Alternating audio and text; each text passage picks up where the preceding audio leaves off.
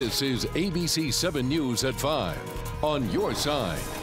A body exhumed hundreds of miles away could help solve a 40-year-old cold case in Montgomery County. Bradford Bishop is on the FBI's most wanted list, but the picture on the left of your screen could be the break police have been waiting 40 years for. Maryland Bureau Chief Brad Bell live in Rockville tonight with the details. Hey, Brad.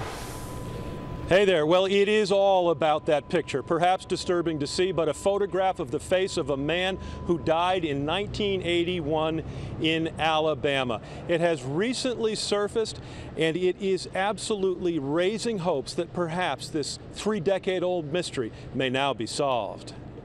The image on the left is a death photo of the mysterious Alabama John Doe from 1981. On the right is a photo of Bradford Bishop just before he disappeared in 1976. It was the closest picture I've ever seen to that resembling Bradford Bishop.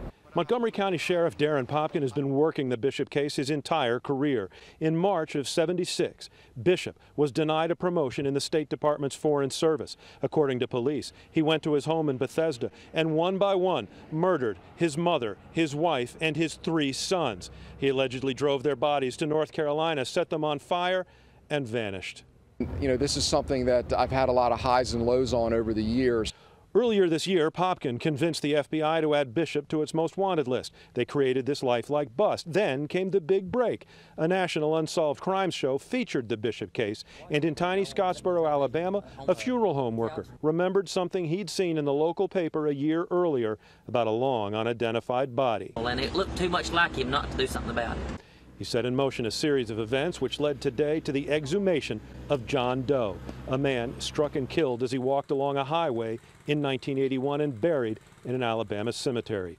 DNA tests will be done, dental records compared. A final answer will come in 2 weeks. Until then, for some, the photo is enough. I would say they certainly have a tremendous amount of the same features.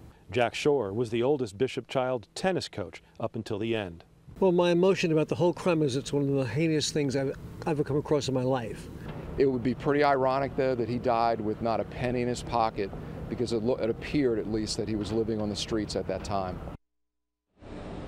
So tonight it appears that we could be just about 2 weeks away from a final answer as to what happened to Brad Bishop. In Rockville, Brad Bell, ABC 7 News. Thank you, Brad. And what also adds to this is that the place where the mystery man was struck and killed is about 200 miles away from Great Smoky Mountain National Park.